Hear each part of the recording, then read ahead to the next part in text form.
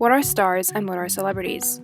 Are they the same, words used interchangeably that don't matter too much because they both essentially point to fame?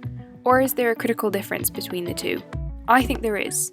We see it in the fact that nowadays it makes sense to most when someone says that a star can be labeled a celebrity, no problem, but a celebrity can't really be labeled a star. Star and celebrity studies were introduced by Richard Dyer in his foundational text of Stars and Heavenly Bodies in the late 1980s. He tries to untangle what it is that makes a star a star.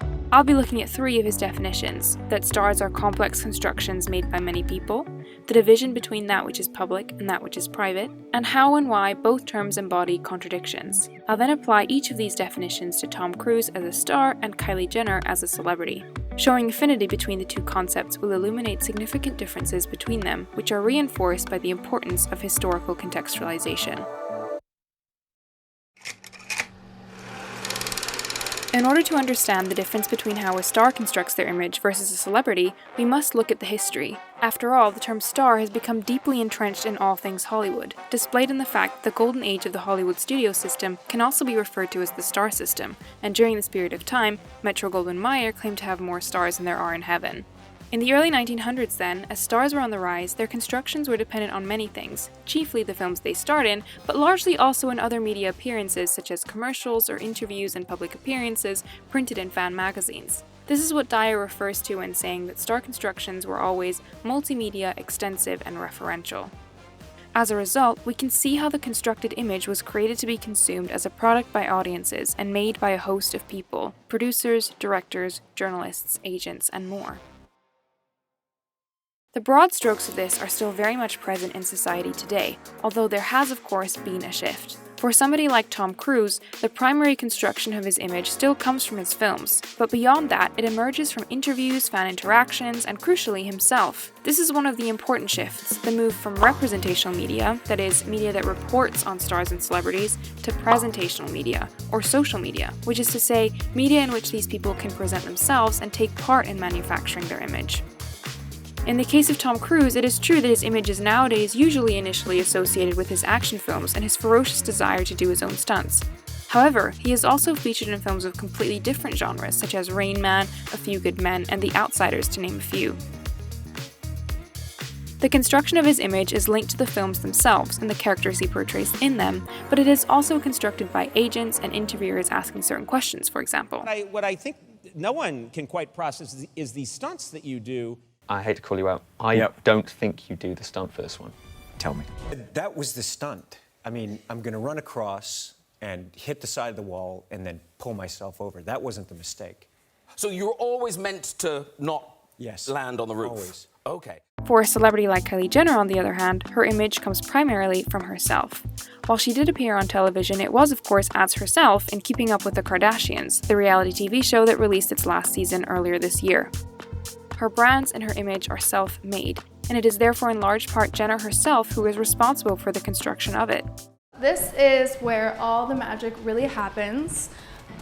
This is where I have all my meetings to finalize collections, dream up collections, design collections. As a result, Dyer's definition at a base level applies to both stars and celebrities, but on a deeper level it is clear that where one is more complex due to the nature of the image as well as the people behind its constructions, the other, as seen in the person of Kylie Jenner, is far simpler.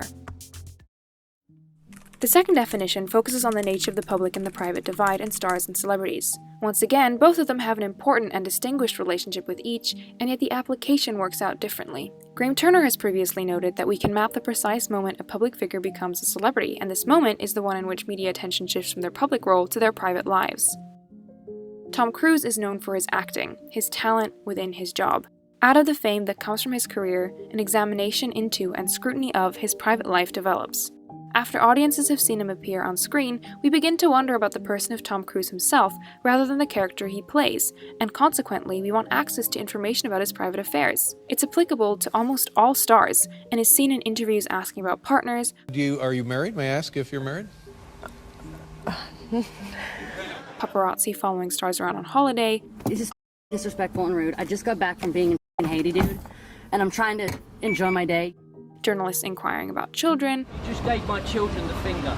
or inappropriate comments made about their bodies. You have armpit hair. Is that your real armpit hair, or is it like little wigs there in the inside? No, Real I armpit can hair. really, I guess, grow a lot of How long armpit did hair. it take you to grow it out, to get it fully out? Are you asking me about my sexuality? Sure. Why? Why? Thank you. Okay. Recently, however, Turner has pointed out that now instead, private relations are offered as the opening move in a process that turns these people into celebrities.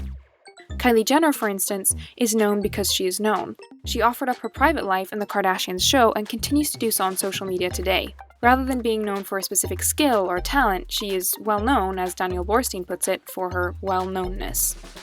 Once more, there has been a historical change marked by technology. With social media, it is possible for anyone to climb the ranks of fame and become a celebrity. Scholar P. David Marshall writes at length about the idea of presentation of the self, which is rooted in dramaturgical sociology and seeks to explain the way in which we as people present ourselves to others, particularly in the online world. Applying this theory to the famous demonstrates Dyer's point about the public and the private. Where Tom Cruise primarily uses his Instagram for promotion of his films, Kylie Jenner regularly posts photos of herself tanning by the pool or cuddling her daughter. Accordingly, social media highlights how stars are known for their talent, which leads to investigations into the private, when celebrities offer up the private to the public in order to gain fame. Lastly, Dyer highlights the significance of contradictions. The primary contradiction I will focus on is the idea that stars and indeed celebrities are both special and ordinary at the same time. This contradiction, however, is complicated by the difference between the two terms. Both stars and celebrities certainly embody it, but the why behind it is different, as exemplified in part by the previous point. It's once again tied to talent. Stars like Tom Cruise are primarily special and extraordinary because of their job, which grants them fame and through that access to essentially whatever they desire. And yet, they still remain ordinary because we as audiences know that they are still also just people who do regular human things like getting the groceries or maybe yelling about COVID-19 safety regulations. We are not shutting this movie down! That's it! No apologies.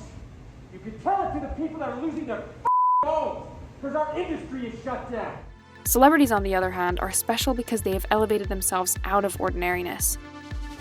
Kylie Jenner is special because she has a mansion and 15 luxury cars, which she can afford because of the fame she achieved by offering up her private life and ordinariness as a daughter and a sister on a reality TV show. I just know I'm not supposed to be famous. Like, I can feel it deep down inside. Really? Yeah. So all in all, stars and celebrities, while both pointing to similar ideas and being embodiments of fame and its contradictions, displaying the complicated divide between the private and the public, as well as being constructions to be consumed by audiences, this is only the tip of the iceberg. Below the surface, the way in which Dyer's definitions apply are distinct to each. Much of this is owed to changes in technology through history. Scholar Turner puts it this way: the modern celebrity can be read as representative of a significant shift in contemporary culture. I would therefore conclude that it is talent that ultimately distinguishes the two from one another. Someone has to be deemed worthy of being labeled a star, whereas the term celebrity is thrown around much more loosely as more of a signifier that a certain person has achieved some kind of level of fame, ranging from a reality TV star to a YouTuber with almost 200 million subscribers.